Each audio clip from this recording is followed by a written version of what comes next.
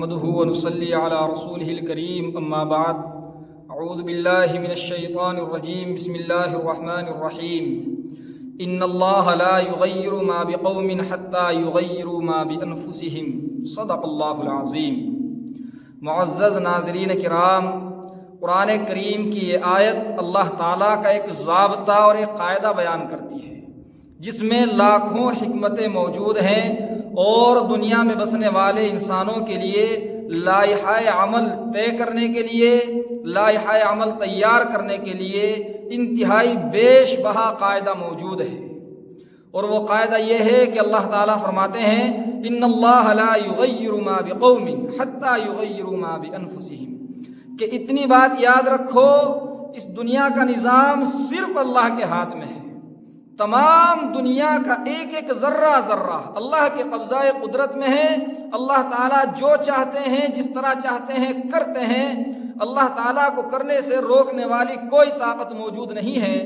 اور کسی کام کے نہ کرنے پر جب اللہ آتے ہیں تو کوئی دنیا میں ایسی طاقت نہیں ہے جو اللہ سے جبراً وہ کام کرا سکے، یا اپنے وجود کی بنا پر دنیا کی کوئی طاقت اس کام کو کر سکے، ایسا ہرگز نہیں ہو سکتا۔ یہ اللہ کی قدرت کاملہ ہے۔ اس کے بعد سمجھیے، فرمایا اللہ نے کہ جب ہر چیز کا نظام اللہ کے ہاتھ میں ہے تو قوموں کی حالتوں کا بدلنا، قوموں کے افکار کا بدل دینا، قوموں کی صورتحال میں بدلاؤ لانا، یہ بھی اللہ ہی کے ہاتھ میں ہے۔ چنانچہ اگر کوئی قوم یہ چاہتی ہے کہ اس کے حالات بدل جائیں، وہ پریشانیوں سے نکل کر اچھائیوں میں آ جائے، وہ تکلیفوں سے نکل کر راحتوں میں آ جائے، اس کے برے حالات مٹ جائیں اور اچھے حالات شروع ہو جائیں، اس کی پریشانیاں ختم ہو جائیں اور اس کو چین اور سکون نصیب ہو جائے، اس کی ذلت مٹ جائے اور اس کو عزت نصیب ہو جائے، تو اس کے لیے اللہ تعالیٰ نے قاعدہ بیان فرمایا ان اللہ لا یغیر ما بقوم حتی یغیروا ما بانفسہم، جب تک وہ قوم خود اپنے حالات نہیں بدلے گی، جب تک وہ لوگ اپنے حالات کو بدلنے کی خود فکر نہیں کریں گے، تب تک اللہ تعالیٰ بھی ان کے حالات کو نہیں بدلیں گے۔ یعنی ان کے حالات کے بدلنے میں اللہ تعالیٰ کوئی تعاون اور کوئی مدد نہیں کریں گے۔ اس آیت کریمہ کو آپ سامنے رکھیے اور آج مسلمانوں کی صورتحال پر غور کیجیے۔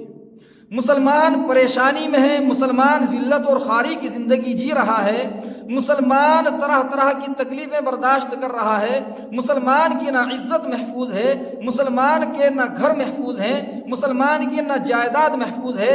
سب سے بڑی بات کہ مسلمان کا ایمان بھی محفوظ نہیں ہے، مسلمان کا کوئی بھی معاملہ اس دنیا میں اس وقت میں باوقار نہیں رہا ہے۔ مسلمان خود ذلیل ہو چکا، مسلمان کی نسلیں محفوظ نہیں ہیں، مسلمان کی مسجدیں محفوظ نہیں ہیں، مسلمانوں کے مدرسے محفوظ نہیں ہیں، مسلمانوں کے مکاتب محفوظ نہیں ہیں۔ اس صورتحال میں ضرور بھی ضرور مسلمان چاہتا ہے کہ یہ صورتحال بدلے،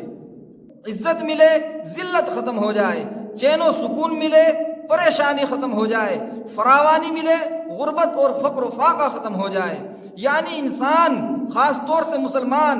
اس وقت کی موجودہ صورتحال کے اندر یہ چاہتا ہے کہ اس کے حالات بدلیں، مگر اگر انسان مسلمان، خاص طور سے مگر اگر مسلمان واقعی میں سچ میں یہی چاہتا ہے کہ حالات بدل جائیں اور حالات سچائی کی طرف آئیں، حالات انصاف کی طرف آئیں، حالات خیر اور راحت کی طرف آئیں، تو مسلمان کو سب سے پہلے اپنی صورتحال بدلنی ہوگی۔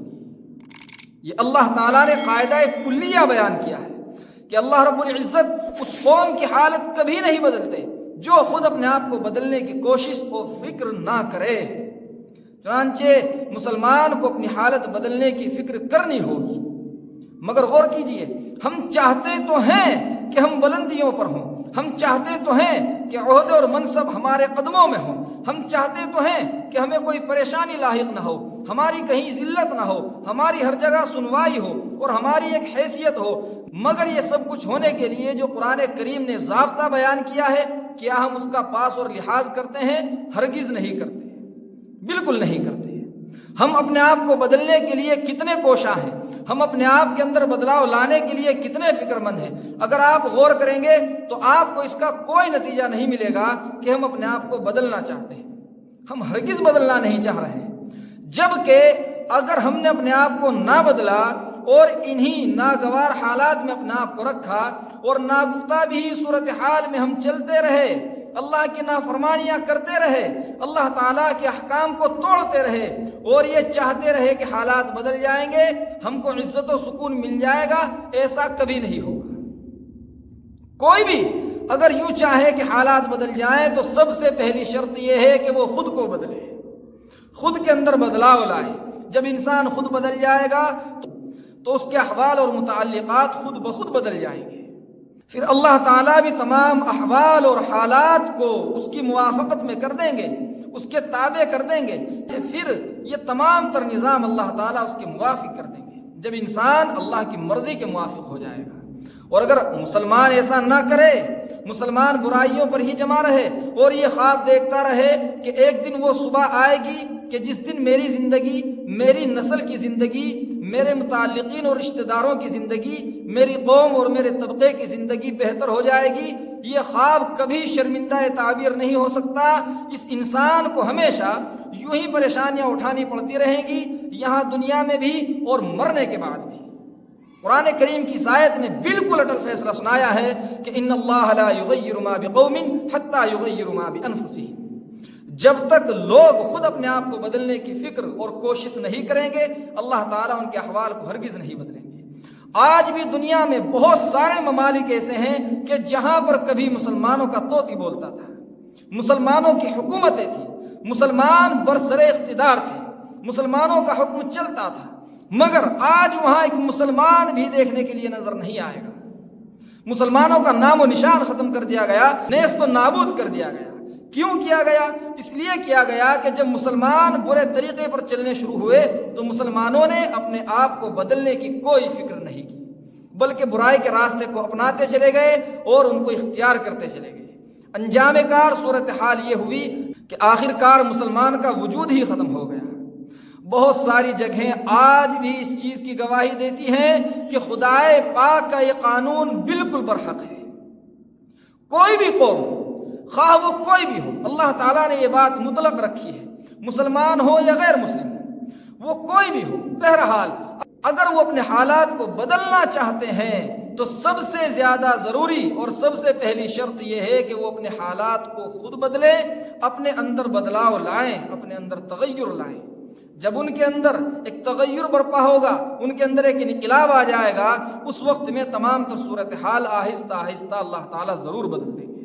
اس چیز کی فکر آج ہم کو سب سے زیادہ کرنی چاہیے، اپنی صورتحال کو بدلنا چاہیے، تمام تر گناہوں سے، اللہ کی معصیتوں سے، ان چیزوں سے کہ جن کی بنا پر اللہ کی پکڑ آتی ہے، ہمیں بے حد بچنا چاہیے اور وہ کام کرنے چاہیے کہ جن کی بنا پر اللہ تعالیٰ خیر کے فیصلے فرماتے ہیں، اچھائی کے فیصلے فرماتے ہیں۔ حدیث شریف کا ذخیرہ اٹھائیے اور دیکھیے اللہ تعالیٰ نے کن اعمال پر دنیا میں عزت کے وعدے کیے ہیں، عزتوں کے وعدے اللہ تعالیٰ نے کن اعمال پر کیے ہیں۔ وہ اعمال آج ہم کرتے ہیں یا نہیں کرتے ہیں، آپ کو بالکل مفقود نظر آئے گا معاملہ کہ ہم بالکل بھی نہیں کرتے ہیں۔ جب وہ اعمال نہیں کرتے ہیں تو پھر عزتوں کے خواب کیوں دیکھتے ہیں؟ یہ کبھی نہیں ہو سکتا۔ اللہ سے دعا کیجئے کہ اللہ تعالیٰ ہمیں عمل کرنے کی توفیق